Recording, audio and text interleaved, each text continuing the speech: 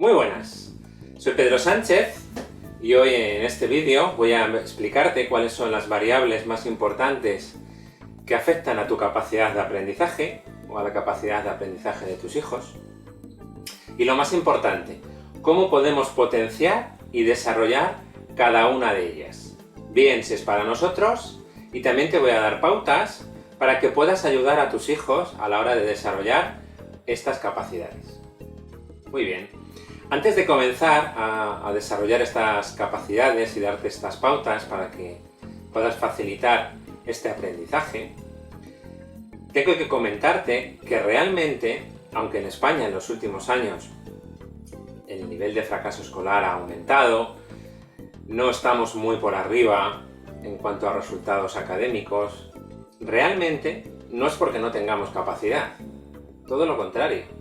Tenemos la misma capacidad que el resto.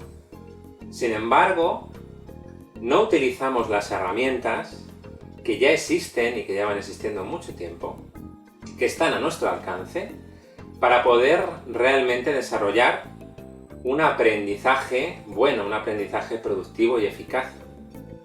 Porque realmente, muchas veces, simplemente queremos aprender, pero no se nos enseña a aprender, que es lo básico para poder aprender cualquier otra materia. Necesitamos saber cómo funciona nuestro cerebro, cómo funciona y con qué variables se asocia ese funcionamiento para poder potenciar y hacer de un aprendizaje algo productivo y algo eficaz. Este vídeo es para ti si sacas buenas notas pero te cuesta muchísimo tiempo, muchísimo esfuerzo. Si eres ahora mismo no tienes capacidad o crees no tener capacidad para sacar más notas de las que sacas y vas raspado o incluso suspendiendo, tanto si es para ti como si es para tus hijos porque se encuentran en alguna de estas situaciones, si crees que te cuesta mucho retener y lo olvidas rápido, si lees muy despacio, si crees que no te concentras, que te falta concentración, si no sabes distinguir entre lo importante y lo no importante a la hora de leer, si no sabes organizar el tiempo y te pilla siempre el toro y tienes que pegarte atracones con malos resultados después, incluso también es para ti si crees que has perdido la motivación por aprender, la motivación por desarrollar tu nivel intelectual. Voy directo entonces a desarrollar estas capacidades. Primero explicarte cuáles son las variables que afectan al aprendizaje y luego a cómo puedes potenciarlas o ayudar a tus hijos a que la potencien. ¿A qué se debe todo este tipo de situaciones negativas con respecto al aprendizaje? Bien, se debe a veces a una serie de variables externas, como por ejemplo el ámbito escolar, tu colegio en concreto, o tus profesores, porque al fin y al cabo cada persona, cada entorno es único, y claramente en estas variables no podemos influir, o prácticamente no podemos influir, pero no importa. Y por otro lado, a una serie de variables que vamos a llamar internas, y que puedes influir porque están en tu control y puedes desarrollar para mejorar esas variables. En resumen, lo que sí está en tu mano es poder mejorar y o adquirir las habilidades necesarias para poder aprender sin problemas, para incluso poder asociar cosas nuevas que estás aprendiendo a cosas que ya sabes de años anteriores.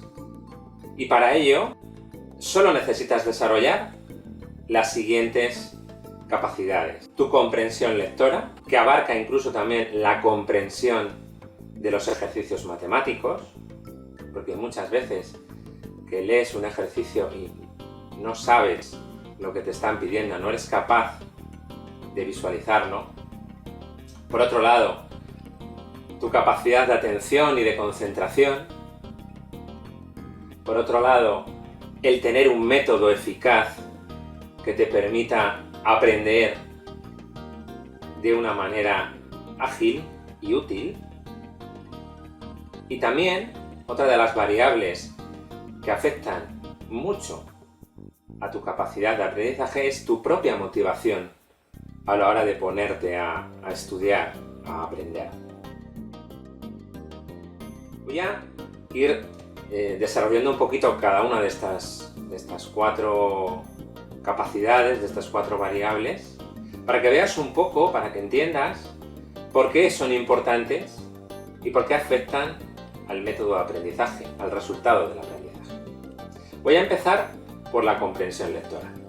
Bien, es importante que sepas, y aunque parece de perogrullo, pero es imposible que aprendas algo que no entiendas.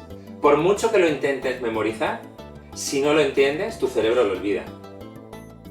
Por tanto, algo esencial en el aprendizaje es entender lo que estoy leyendo, entender lo que leo. Entre otras cosas porque si no lo entiendo, no lo asocio a otros conocimientos que ya puedo tener.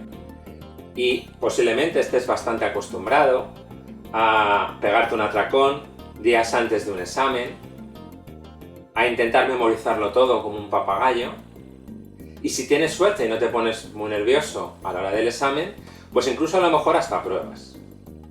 Aunque a los 2-3 días como mucho, casi el 100% de lo que has memorizado lo has olvidado, porque realmente no lo has aprendido, solo lo has retenido temporalmente. En cuanto a la capacidad de atención, de concentración, pues está claro, y ya seguro que lo has experimentado, que realmente eres incapaz de hacer nada si no pones atención, salvo aquello que ya tienes automatizado, que ya tienes aprendido y que es mecánico, por ejemplo andar, no pones atención al andar, al comer, es decir, muchas de las cosas que haces durante el día, por la repetición lo has llegado a aprender y ya no requieren de tu atención, o requieren de muy poquita atención. Pero cualquier cosa que no tienes automatizada, si no tienes atención, te va a resultar imposible aprenderla o te va a llevar muchísimo esfuerzo. Y cuando digo muchísimo, es algo exagerado. En cuanto a tener y usar un método eficaz, pues fíjate que claramente en cualquier profesión, incluso en cualquier hobby, siempre intentamos desarrollar cuál es el mejor método para devolver una pelota jugando al tenis o al pádel. Estudiamos estrategias de cómo pasar el balón en el fútbol, o en el baloncesto, o en el balonmano, o en el voleibol. Es decir, en cualquier cosa que hacemos, cuando queremos hacerla bien y la queremos hacer de una manera óptima, siempre intentamos desarrollar y usar un método eficaz, una estrategia eficaz. Bien, en el aprendizaje ocurre exactamente lo mismo. Hay una diferencia abismal entre utilizar siempre un método, que además ya ha sido estudiado, ha sido analizado y ha sido muy probado y ha demostrado ser muy útil, como son los métodos basados en técnicas de estudio y de memorización psicológicas, a cuando simplemente lo hacemos de una manera azarosa, como se me ha ido ocurriendo a medida que he ido creciendo o que me he ido enfrentando a las distintas asignaturas. De hecho, fíjate, este mismo verbo que yo acabo de decir, enfrentar, en sí mismo ya indica muchas veces cuál es tu actitud ante el estudio. ¿Vale? Cuando realmente nuestro mayor hilo de aprendizaje tendría que ser el voy a hacerlo lo mejor posible en el mejor tiempo posible. Y si ese mejor tiempo es el menor, muchísimo mejor. Porque no solo aprenderé y me sentiré bien conmigo mismo haciéndolo, sino que además tendré mucho más tiempo para dedicar a otras cosas que también me gustan, como son los deportes, la música, las artes, cualquier cosa que a ti te guste. Si utilizas un método eficaz en tu tarea de estudio, en tu tarea académica, vas a desarrollar y tener más capacidad y por tanto más tiempo para poder dedicar a todas esas otras cosas que te gustan mucho. Por último, y no menos importante, vamos a hablar también de la motivación. Y es que fíjate, una persona, tú, por ejemplo, todo lo que haces durante el día está motivado por algo. cada una de las tareas, cada una de las cosas que haces, incluso las que ya tienes automatizadas, tienen por detrás un porqué. Bien porque cubren una necesidad, o porque si no lo hago, voy a empezar a tener una necesidad. En el tema del aprendizaje ocurre exactamente igual. Cuando a la tarea de aprender le asocio el cubrir o el adquirir capacidades, o sobre todo el eliminar necesidades, esa tarea le voy a llevar a cabo de una manera mucho más productiva. Y de hecho es que la motivación va a afectar al resto de las variables. Por eso es muy importante. Y si ahora mismo no te encuentras motivado o motivada para el estudio, o son tus hijos los que no se encuentran motivados para estudiar, para aprender sobre todo,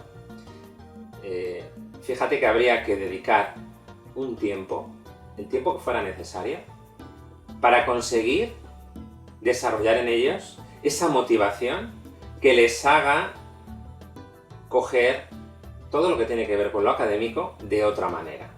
No como una obligación, como qué pesadez, sino más bien como esto me permite llegar a aquello. Con esto conseguiré todas estas cosas.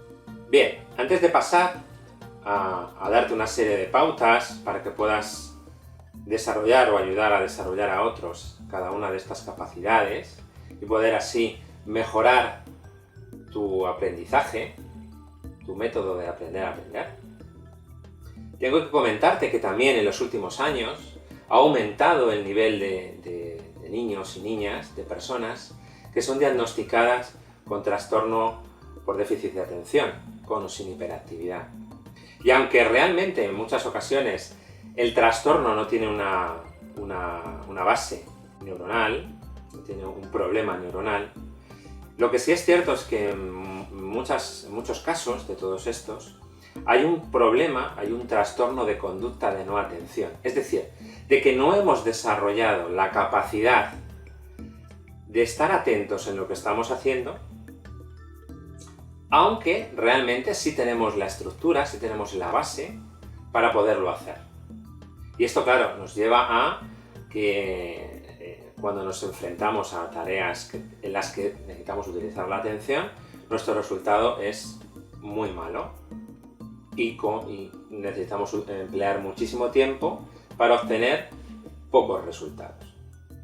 Bien, si también es tu caso, o tienes algún hijo o hija con este trastorno, bien de déficit de atención, o como te he dicho en la mayoría de los casos, este trastorno de la conducta de no atención,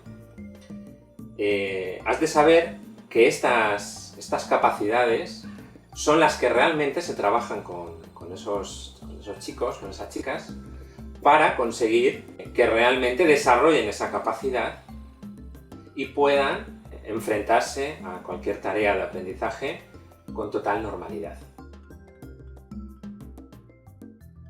Y ahora que ya te he hablado de las capacidades, de las variables, quizás te estés preguntando, bueno, ¿y qué puedo hacer para aprender mejor? O para ayudar a mis hijos a que aprendan mejor, a que no se tiren tanto tiempo para luego sacar tan poco.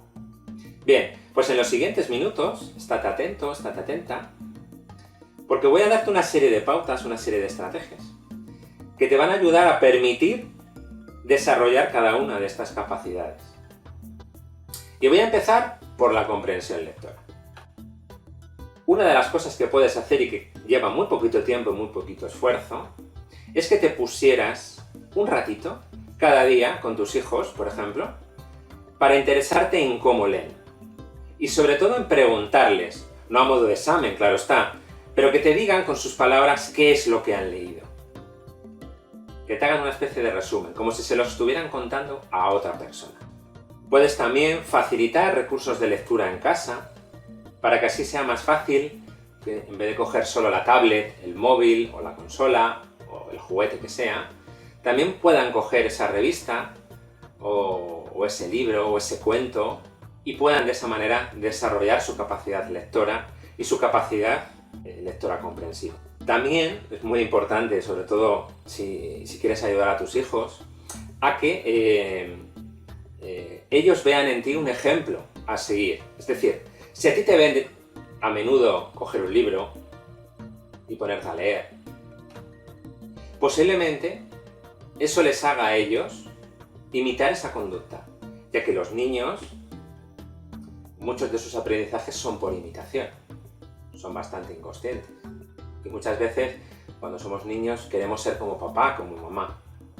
Y por tanto, si veo que papá y mamá leen todos los días un ratito, o a menudo, ¿vale?, y dan importancia a todo lo que tiene que ver con leer, pero no orientándolos siempre al colegio, sino orientándolos simplemente a qué bien que sé leer y puedo comprender, y puedo disfrutar de este libro, de este cuento, de esta novela, de este manual, etc. Si, por ejemplo, estás ayudándoles a preparar un examen o les estás empezando a enseñar a cómo estudiar a través de una serie de pasos que te voy a explicar más adelante, cuando ellos leen, es importante que con el libro delante ellos te digan lo que han leído, pero con sus palabras. No tienen que saberse nada de memoria, tienen el libro ahí, pero tienen que ser capaz de decirlo con sus palabras. Cuando lo decimos con nuestras palabras, lo estamos haciendo nuestro. Y es cuando empezamos a asociar lo leído con lo que ya sabemos, con los conceptos que ya tenemos aprendidos. Por ejemplo, si es un problema matemático, es importante que también nos diga lo que ha leído, pero con sus palabras. Que nos diga sobre todo qué es lo que le están pidiendo. Incluso a veces es bueno que hagan un pequeño dibujo, un croquis, para que de esa manera ellos contrasten lo que han leído con lo que han comprendido. En cuanto a pautas, estrategias para desarrollar la atención, la concentración. Bueno, pues es muy importante que intenten siempre estudiar en el mismo lugar. Y sea un lugar cuidado, es decir, donde haya orden, donde haya la luz suficiente, donde haya la temperatura suficiente, donde haya el silencio suficiente. Por ejemplo, estudiar en la cocina cuando hay gente pasando, o mamá está o papá está haciendo cosas en la cocina, no es el mejor lugar si quiero desarrollar mi atención. Porque aunque intente poner mi atención en ello, siempre va a haber estímulos que captan una parte de mi cerebro, que es el inconsciente, y que van a restar recursos atencionales a la tarea que estoy haciendo. También es importante, siempre que sea posible, mantener un horario.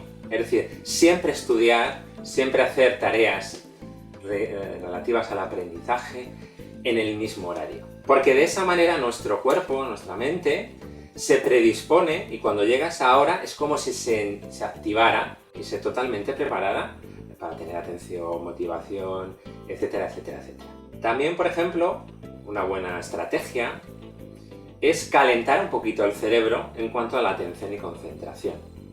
De hecho, el cerebro es una especie de músculo, metafóricamente hablando, y que igual que cuando nos ponemos a hacer deporte, primero calentamos para luego poder así rendir mejor y no tener problemas, no tener tirones, etcétera, etcétera, con el estudio, con el aprendizaje ocurre lo mismo. Si primero caliento un poquito mi cerebro, luego irá más rodado, me costará menos, ¿vale? ¿Y qué podemos hacer para calentar?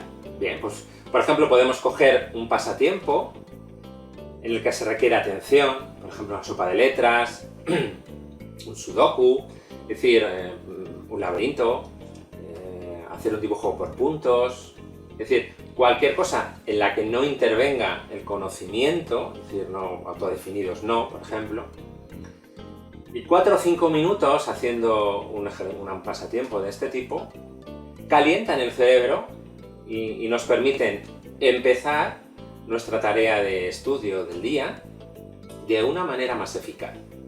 También, y cada vez se tienen más estudios y se tiene más constancia de que es una técnica muy buena, es hacer 4 o 5 minutos de alguna técnica de mindfulness, ¿vale? Al fin y al cabo, en las técnicas de mindfulness desarrollamos la capacidad de atención y de concentración al 100%, para estar al 100% en el aquí y en el ahora, en lo que estamos haciendo en cada momento.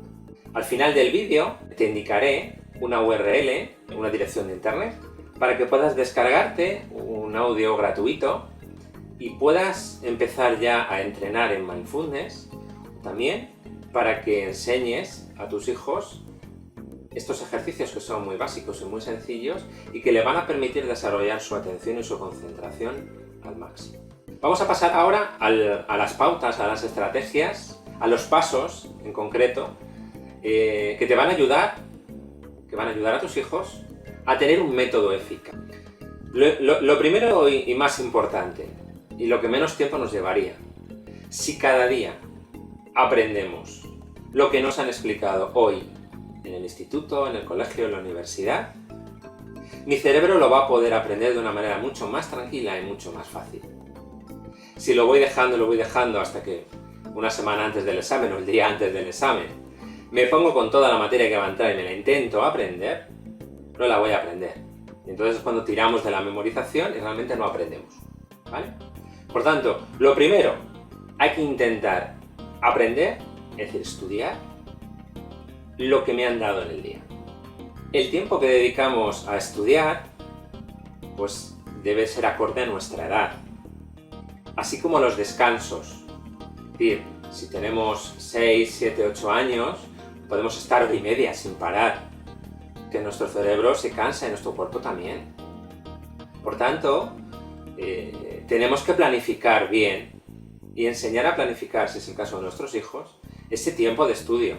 Porque no es cuestión de me pongo y hasta que no acabo no lo dejo, porque realmente si no damos un tiempo de refresco, un tiempo de respiro a nuestro cerebro, cada, por ejemplo, 45 minutos, si realmente hacemos un pequeño descanso, cada, por ejemplo, 45 minutos, realmente hacemos un pequeño descanso, cada, por ejemplo, 45 minutos de media, y en ese descanso nos levantamos, nos aireamos, si queremos bebemos agua, intentamos no coger el móvil, no coger la tablet, es decir, que nuestra mente se distraiga sin poner atención en nada y por tanto pues lo mejor es andar un poco, mirar por la ventana, cualquier cosa que sea cambiar momentáneamente de actividad, pero solo durante unos minutos.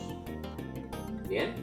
Para que no perdamos del todo la onda de estudio. Otra de las pautas para desarrollar un método eficaz. Pues otra de las pautas sería el planificar qué es lo que voy a hacer y en qué momento lo voy a hacer. Es decir, si hoy me han mandado deberes de 3 asignaturas y he tenido, además de esas 3 asignaturas, otras 2 en donde me han explicado nuevos temas, tendré que organizar mi tiempo de estudio para poder estudiar esas 5 asignaturas, que incluyen además deberes de 3 de ellas. Y por tanto, tendré que hacerme un pequeño plan, y si soy el padre o la madre de los niños, al principio, los primeros días, les ayudaré a ver cómo se hace ese plan. Ahora te voy a dar también una serie de estrategias para que el plan sea más productivo. Hasta que al cabo de unos días por repetición, el niño ya lo ha aprendido, ¿vale? Y ya no necesita de ti, ¿vale? Para planificar. Y de esa manera incluso desarrollaremos más su autoestima, ¿vale? Porque se sentirá más seguro, más capaz de hacer las cosas. ¿Cómo podemos elaborar ese plan? Bien, pues ese plan debería de comenzar siempre después de estos 4 o 5 primeros minutos de mindfulness o de pasatiempo, comenzando con una asignatura que tenga un nivel de dificultad medio para la persona, ¿vale? Si evaluamos del 1 al 10, pues entre el 4 y el 6, ¿vale? Es decir, tenemos que empezar por algo que no sea ni muy difícil ni muy fácil, ¿vale? Para que también nuestro cerebro vaya entrando hasta que coja la mayor velocidad de aprendizaje. Dentro de cada asignatura, siempre primero vamos a estudiar y luego vamos a hacer los deberes. Porque si ya comprendo lo que tengo que hacer, los deberes en sí me van a llevar a cabo mucho menos tiempo. Una vez que he terminado la asignatura con un nivel de dificultad medio, el resto de asignaturas deberían de ir de mayor dificultad a menor dificultad. Es decir, de la que considero más difícil en ese momento hasta la que considero más fácil, ¿vale? Ya de manera escalonada. Bien, si en alguna asignatura, algún concepto, en algún tema, me bloqueo y tras varios minutos y tal, sigo sin salir de ese bloqueo y las personas que hay a mi alrededor no consiguen desbloquearme, no me voy a quedar ahí enquistado, no. Sigo con el resto de asignaturas, porque mi cerebro va a seguir intentando dar solución, intentando comprender, y más adelante, pues cuando hayas terminado el resto de asignaturas, vuelves a ella. Y posiblemente verás que simplemente por ese espacio de tiempo que has dejado, te es más fácil continuar. Bien, otra de las estrategias del método eficaz es que cuando termines todas tus tareas del día, en cuanto a tema de aprendizaje, lo último que hagas sea leer, aunque sea de una manera rápida, aquello que al día siguiente te van a explicar en clase, ¿vale? Porque de esa manera, al día siguiente, cuando estés en cada una de esas asignaturas, en cada una de esas clases, primero, tu cerebro ya será la segunda vez que oiga esos conceptos. Y además, te costará menos prestar atención, ya que una parte de tu cerebro se interesará por esos conceptos, por esa materia que ha leído el día anterior. ¿Bien? A la hora de afrontar el estudio en sí de cada una de las asignaturas, pues siempre tenemos que comenzar por algo muy importante, una lectura comprensiva. Y en la lectura comprensiva, ¿qué tenemos que hacer? Pues leer a la velocidad a la que me entero de lo que estoy leyendo, ¿vale? Y cuando llevo un trocito leído, el trocito, la dimensión de ese trocito pues va a depender de la edad y de la soltura que tengamos en cuanto a comprensión lectora, lo que tengo que hacer es, con el libro delante, con el texto delante, tengo que decirme a mí mismo aquello que está puesto en el libro. Cuando soy capaz de decir aquello que está en el libro, pero con mis palabras, puedo continuar, porque ya lo he hecho mío, y ya lo estoy empezando a asociar a mi conocimiento. Y por tanto, ya empiezo a desarrollar un aprendizaje. Lo siguiente, pues es extraer lo más importante de ese texto, y para ello deberemos de subrayar. Subrayar lo más importante, de tal manera que si en un momento determinado tengo que volver a este texto, sé que lo importante es lo que está subrayado. ¿Bien? Después de este subrayado, lo suyo es hacer un esquema. Y el esquema va a ser algo todavía más pequeño, más concentrado que el subrayado. Va a recoger de una manera muy esquemática el contenido a aprender. Y una vez que tengo un esquema, incluso puedo reducirlo más, puedo concentrarlo más e identificar cuáles son los conceptos clave, las palabras clave que hay en ese texto, en este caso en este esquema, porque son las que realmente tengo que llegar a memorizar. ¿Y cómo las memorizo? Pues a través de técnicas de memorización. Muchas, ¿vale? Pero si simplemente tenemos que memorizar por pregunta 10, 12 palabras, nos va a costar muchísimo menos esfuerzo retener esas 10 o 12 palabras que si tengo que retener todos los párrafos, que es como normalmente lo hacemos. Y por supuesto nos lleva mucho más tiempo y es mucho más fácil que luego no recordemos. ¿Bien? Por tanto, si te das cuenta, en cada uno de estos pasos, lo que vamos haciendo siempre es disminuir la información. Vamos haciéndola cada vez más concentrada hasta que incluso simplemente llegamos a identificar las palabras clave, los conceptos clave de cada una de las preguntas. Bien, siguiendo estos pasos, y sobre todo a medida que automatizamos estos pasos a la hora de estudiar, vamos a ir viendo que incluso a veces los pasos los podemos empezar a hacer incluso en paralelo, cuando ya tenemos una cierta experiencia. Y no pasa nada, se pueden empezar a hacer en paralelo cuando tengamos esa experiencia. Pero al principio no, al principio mejor vamos paso a paso. Bien, de esta manera es como estudiamos. Ahora bien, cuando nos acercamos a un examen, ¿Cómo repasamos? Que no cómo estudiamos. Bien, pues incluso también tenemos varias estrategias entretenidas para poder repasar. Una de ellas sería inventarnos preguntas y escribirlas en papeles, y a modo de examen pues vamos cogiendo preguntas y las vamos contestando. Y si de alguna no me acuerdo, cojo, me voy al esquema y me repaso aquello que no he recordado. Bien. Otra forma sería pues a través del desarrollo de mapas conceptuales, de mapas mentales. Incluso en muchos libros, sobre todo en primaria y en secundaria, hay ejemplos de mapas mentales de cada tema al final del tema, que son esos dibujos que son con cuadrados, con flechas, con circulitos, ¿vale? Que de alguna manera nos ponen el mapa del contenido, ¿no? De una manera muy visual. Bien. Otra forma de repasar sería haciendo pequeños resúmenes, intentando no mirar. Es decir, como si estuviéramos respondiendo las preguntas de un examen, pero si hay algo que no me acuerdo, o datos de nivel de detalle, fechas, tal, puedo mirar y voy haciendo un resumen, ¿vale? Estas son, por ejemplo, tres estrategias muy productivas, muy ágiles a la hora de repasar. Bien, y ahora vamos a pasar a la última de las variables, pero como ya hemos dicho antes, tan importante como las demás, que es la motivación, ¿vale? ¿Y cómo podemos ayudar, por ejemplo, a nuestros hijos a desarrollar su motivación por el estudio? Bueno, pues, por ejemplo, ayudándole a las asignaturas. Cuando nos fijamos metas en cada una de las asignaturas. Cuando nos fijamos metas, tenemos más predisposición de utilizar todos nuestros recursos para conseguir obtener esas metas o por lo menos acercarnos a ellas. Otra de las maneras, pues nuestros hijos, por ejemplo, tienen que sentir que son apoyados por nosotros, ¿vale?